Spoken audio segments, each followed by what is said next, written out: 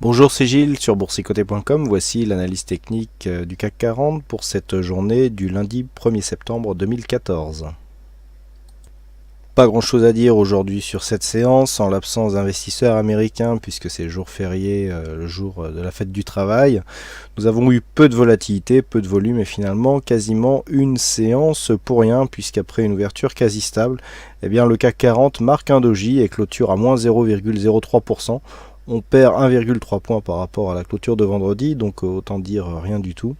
Et on clôture donc sur finalement quasiment les mêmes niveaux que la semaine dernière. Donc rien de neuf, on confirme quelque part ici suite à la dynamique haussière que nous avons eue.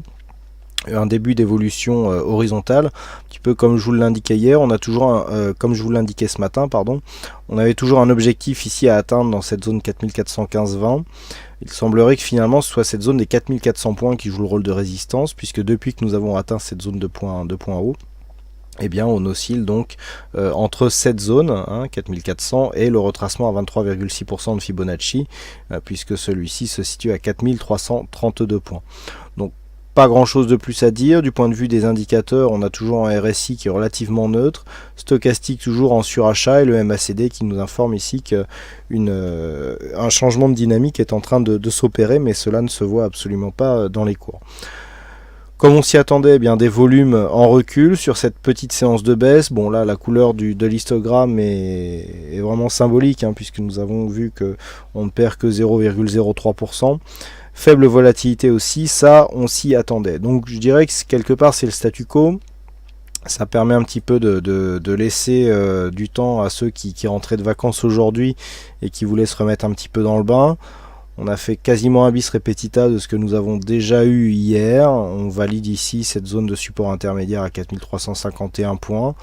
Donc la configuration reste la même. On était ici sur une tendance baissière. On a cassé tous les niveaux qui nous permettent maintenant désormais d'acter un retournement. Donc ces retournements sont valables tant qu'on ne vient pas, en tout cas pour une dynamique, tant qu'on ne vient pas ici recasser la zone des 4288 points, puisque c'est la zone ici, alors 4288,10, c'est la zone ici de retracement et 38,2%. Donc si on vient ici retracer sur cette zone, on est sur un retracement de tendance. Cette zone qui était précédemment ici zone de point bas avait été dans un premier temps zone de point haut. On avait ouvert sur un gap comblé mais qui avait servi de support sur cette bougie pour finalement marquer une phase de continuité haussière.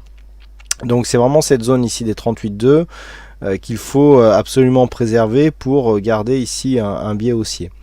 D'un point de vue plus dynamique, nous avons cette zone de support oblique qui a été donc tracée à partir de ces trois points significatifs.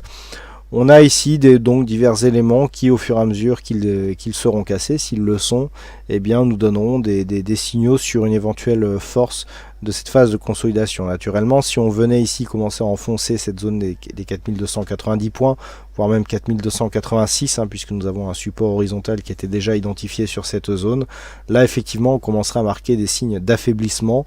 On peut encore revenir, la dernière limite étant 4226, ici cette zone de support majeur, puisque juste en dessous se situe le retracement à 61,8% de Fibonacci, qui viendrait invalider le début de dynamique marqué ici par cette phase de hausse. Donc les points à surveiller pour demain, alors première zone ici 4332, tant qu'on reste au-dessus de cette zone, on préserve un début de range horizontal de consolidation, puisque suite à cette phase ici de dynamique, on consolide ici à l'horizontale.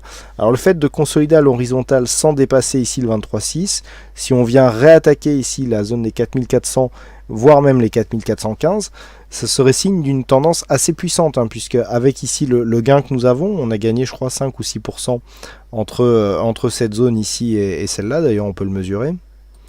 Donc il suffit avec la règle ici de mesurer la différence entre le point haut et le point bas.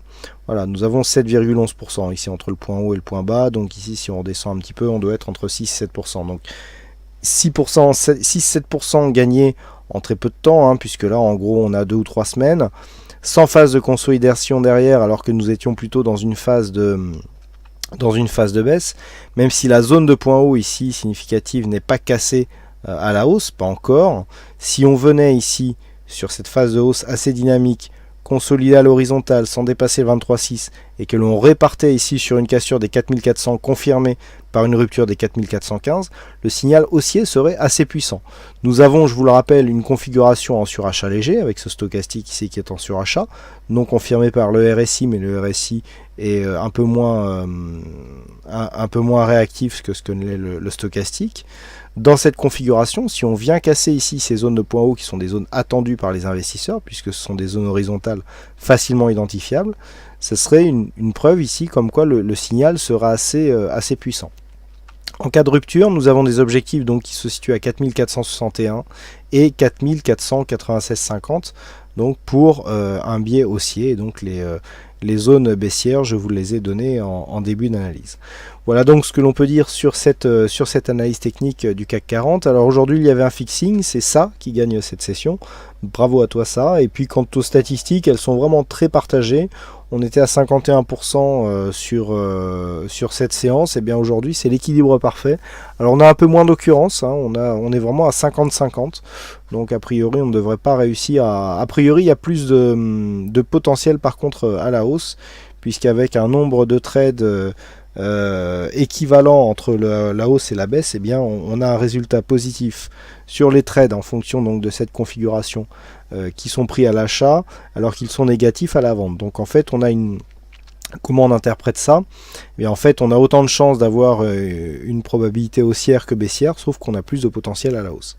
Voilà donc comment on peut interpréter des statistiques lorsque des fois nous avons une égalité. Voilà donc ce que l'on peut dire sur cette analyse technique. Donc il ne me reste plus qu'à vous souhaiter à toutes et à tous une bonne soirée, bonne chance dans vos prochains trades, et on se donne rendez-vous donc dès demain pour d'autres analyses techniques en vidéo. Bonsoir à tous.